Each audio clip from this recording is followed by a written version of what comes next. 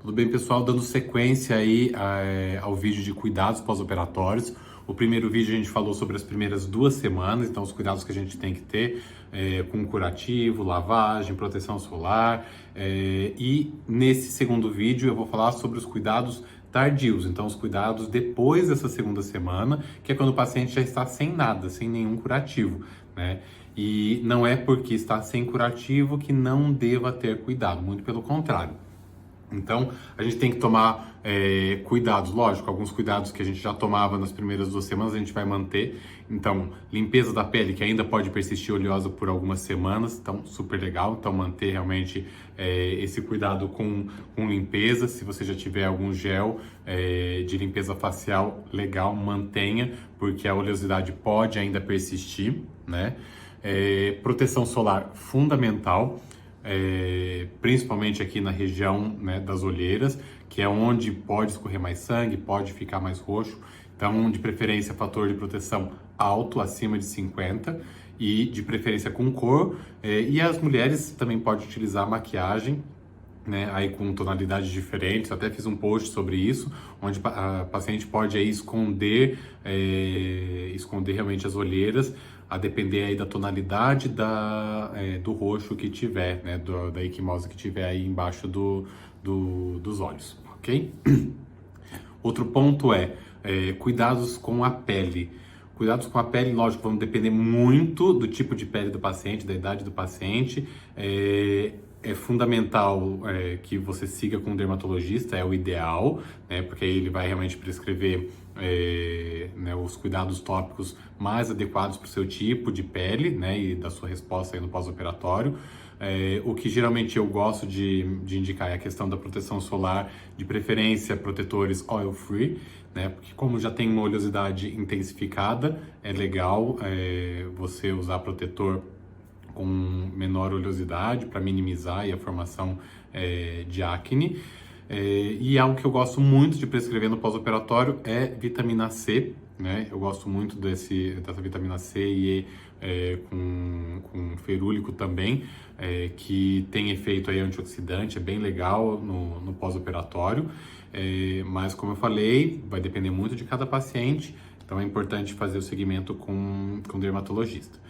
E o mais importante aí no pós-operatório e que pode persistir por alguns meses é a questão do edema, do inchaço do pós-operatório. Paciente de pele fina, geralmente o edema é menos persistente, então o edema cede mais rapidamente, lógico que é muito variável. Pacientes com peles moderadas a espessas tendem a persistir com um edema maior. E algo que a gente ouve muito no consultório é que o edema costuma ser mais comum no começo do dia e no final do dia, né? Nesses dois extremos. Então, se o paciente puder fazer ainda aquelas compressas que fazia no começo, né, no pós-operatório imediato, se o paciente puder fazer, então, também no começo do dia e no final do dia, fazer aquelas compressinhas. Agora depois da segunda semana, você pode fazer mesmo em cima do nariz, não tem problema. Então, fazer realmente aí em cima dos olhos, malar e mesmo em cima do nariz, e de preferência nesses dois períodos, no começo do dia e no final do dia. Outra coisa que ajuda bastante é a microporagem. Aquela mesma que a gente colocou no pós-operatório imediato e na segunda semana, o paciente pode sim voltar a utilizá-la se estiver inchando demais.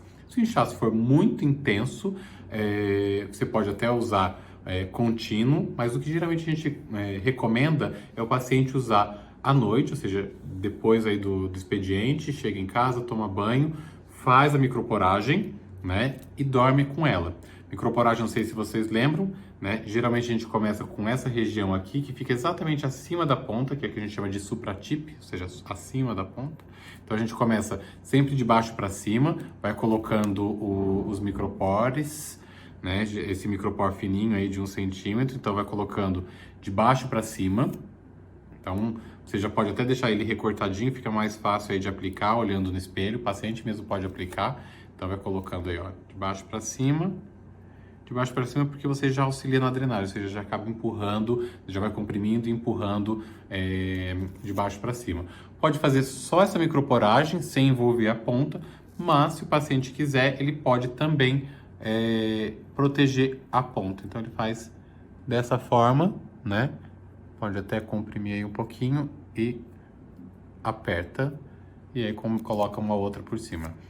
Não é obrigatório, depende muito realmente da região do edema, então, dependendo do paciente, você pode fazer essa microporagem. O paciente dorme com ela e de manhã, né, que você acaba pegando os dois extremos, geralmente onde incha mais, e aí de manhã você tira e aí aplica todos os seus produtos, protetor solar, né, vitamina C, protetor solar, e vai trabalhar sem curativo nenhum. Isso é legal. Outra coisa que ajuda é a questão da drenagem linfática. Ela é muito variável, nem sempre a gente acaba indicando, porque é perigoso desde que não seja realizada com um profissional adequado. Nas primeiras 2 semanas, se for fazer, que faça com fisioterapeuta especialista em drenagem facial. E não pode envolver a drenagem nas primeiras 2 semanas nas áreas onde a gente tem a fratura, a osteotomia, que geralmente é essa lateral. Então, mesmo com fisioterapeuta, o que a gente recomenda? Fazer drenagem linfática do centro do olho para fora. Então, pega aqui ó, o centro da pupila e faz a massagem do centro para a lateral. Então, pode fazer essa massagem, de preferência com um creme. Nos primeiros dias pode fazer até realmente compressão e descompressão, que é algo mais leve, e à medida que for cedendo pode fazer um deslizamento. Pode fazer nessa área, pode fazer da glabela para cima, pode fazer aqui da bochecha para lateral e mesmo do queixo para baixo. Como eu falei, o ideal é fazer com o fisioterapeuta, mas se não estiver disponível, você pode fazer dessa forma. Uma única ressalva é se o paciente já fez ou se fez no intraoperatório lipoenxertia facial. Então, se fez enxerto de gordura, né, em várias regiões da face, tem que tomar muito cuidado com a drenagem, porque se ela for muito intensa, ela pode atrapalhar a pega do enxerto. Então, muita cautela e realmente sempre pergunte aí para o seu cirurgião se pode ser feita esse tipo de drenagem. Depois da segunda semana, quando a fratura, né, a osteotomia começa a cicatrizar, a gente pode começar a pensar realmente em drenagens aí do nariz. Nesse aspecto, é muito perigoso o paciente usar o próprio dedo, porque a pressão que é utilizada pode variar muito. Então, às vezes, tem paciente que tem mão muito pesada, tem paciente que tem mão muito leve, né? Às vezes, tem paciente que não faz nada de massagem, tem paciente que faz muito pesado e pode até atrapalhar a cicatrização. E uma coisa que eu gostei muito, né, que eu vi até com alguns cirurgiões americanos, é a utilização de espátulas, né? Então, abaixador de língua, palitinho de sorvete ou mesmo uma colher, não tem problema.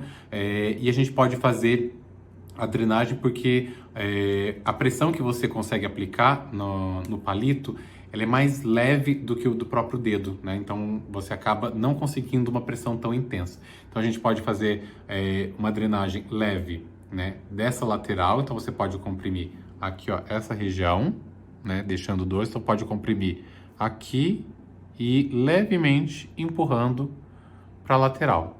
E aí quando chega nessa região, aí você já pode fazer manual. Então nessa região do nariz, utilizar as espátulas. Isso é muito legal porque a pressão acaba sendo mais controlada e você ajuda realmente na drenagem.